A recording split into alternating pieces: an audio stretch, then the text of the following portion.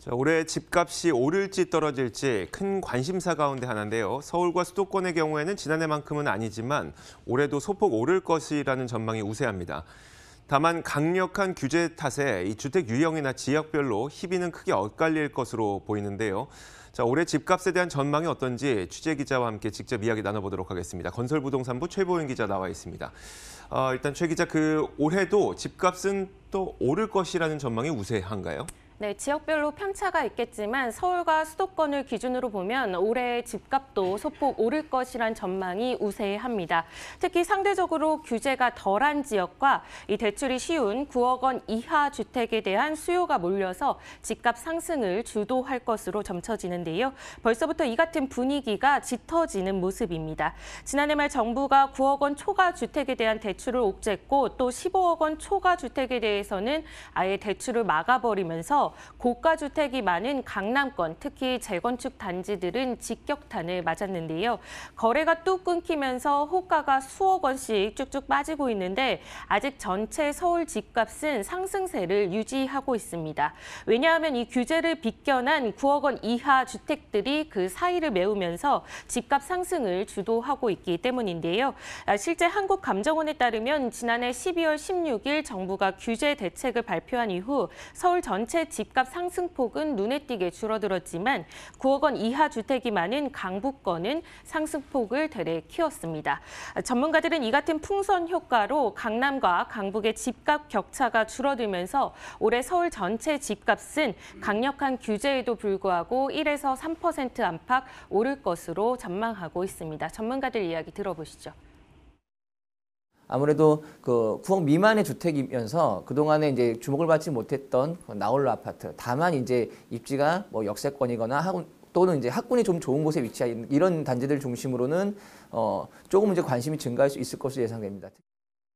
올해는 뭐 강남이나 마용성 중심의 뭐 똘똘한 한 채 경량보다는 오히려 뭐 중저가 아파트들이 부상을 하는 갭매우기 현상이 더 강해질 수 있다고 보고 있습니다. 왜냐하면은 지난해 12.16 대책 때 고가 주택이나 초고가 주택을 겨냥한 초강도 충격 요법이라고 할 수 있는 대책이 나왔기 때문에. 자, 말하자면 12.16 그 부동산 대책으로 인해서 고가 아파트, 초고가 아파트들은 별로 좋지 못하다. 다시 말하자면 강남권 아파트는 좀 기가 죽었다고 볼 수가 있겠네요. 네, 그렇습니다. 분양가 상한제에 이어서 15억 원 초과 주택에 대한 대출이 완전히 막혔고요. 또 여기에 재건축 초과이익 환수가 그 헌법재판소의 합헌 결론까지 나오면서 강남권 재건축 시장은 큰 타격을 입었습니다. 실제 연말 연시 거래는 종적을 감췄고 호가가 2, 3억 원씩 쭉 빠진 매물들이 쌓이기 시작했는데요.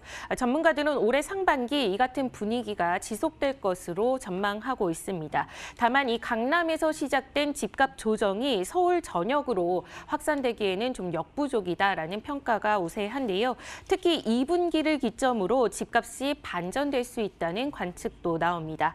다주택자가 집을 팔 때 양도세 중과 배제 혜택을 받을 수 있는데 이게 6월 말까지 적용되기 때문이고요. 또 그렇게 되면은 상반기 중으로는 매물이 좀 늘어날 수 있겠지만 하반기 들어서 다시 매물 잠김 현상이 나타나면서 집값이 오를 수 있겠다 이런 관측인 거고요. 또 정부가 종합부동산세 세율을 높이기 위해서 관련 세법 개정 작업에 착수를 한 상태고 이 또 고가 주택에 대한 공시 가격을 끌어올리는 작업을 하고 있는데 이렇게 되면 결국에는 세 부담이 늘어나기 때문에 앞으로 좀 주택 거래가 좀 뜸해지지 않을까 이런 전망이 나오고 있습니다. 게다가 이 추가 금리 인하 가능성이 열려 있고 또 올 4월에는 총 국회의원 선거가 있기 때문에 이 두 요인들도 집값을 자극할 수 있는 불안 요인으로 꼽히고 있습니다. 전문가들은 이런 상황들을 종합했을 때 상반기 강남권을 중심으로 집값이 주춤할 수 있으나 강북권 등으로 풍선 효과가 심화돼서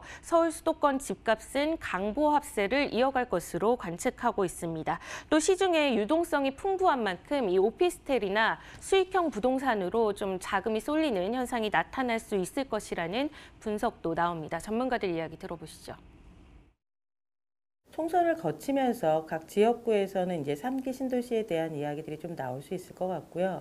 3기 신도시하고 더불어서 이제 2030 광역교통망 계획들도 얼마 전에 로드맵을 발표했기 때문에 그런 광역교통망과 같은 인프라를 확충하는 계획들, 또 그리고 기존의 지구를 지정했던 신도시 같은 경우에 이제 보상 문제들도 같이 얽혀 있는 부분들이 있어서 상권이 안정돼 있는 지역의 꼬마 빌딩이나 앞으로 업종이 성장할 수 있는 물류형 부동산 혹은 세금 혜택이 상대적으로 높은 지식산업센터 같은 특화 상품들이 관심을 모을 수 있고 좀 고급형 오피스텔도 분양시장을 중심으로는 관심을 모을 가능성이 있습니다.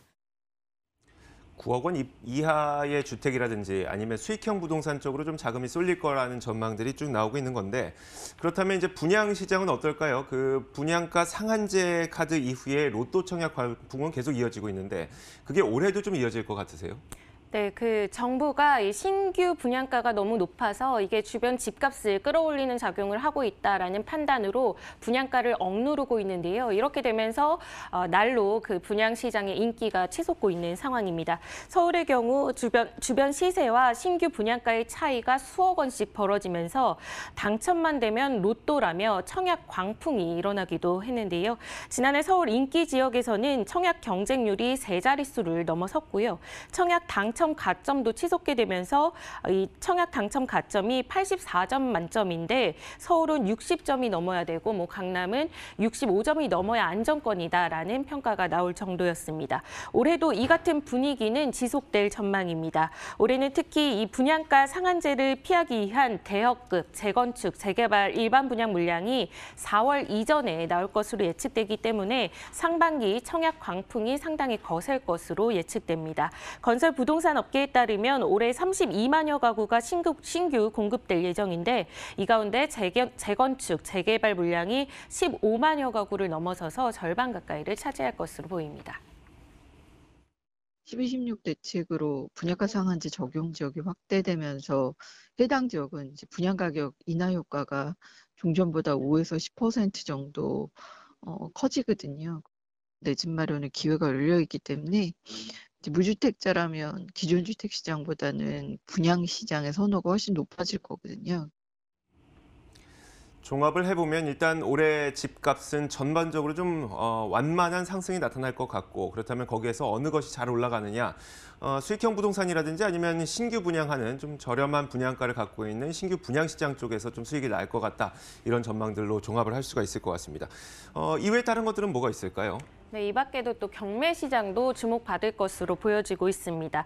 이 서울 주택 수요가 워낙에 많은데 지금 워낙에 집값이 높다 보니까 진입 장벽이 높잖아요. 또 신규 청약 시장은 또 청약 붐이 일고 있어서 어렵기 때문에 이 경매 시장으로 눈을 돌리는 수요자들도 많아질 것으로 관측되고 있습니다.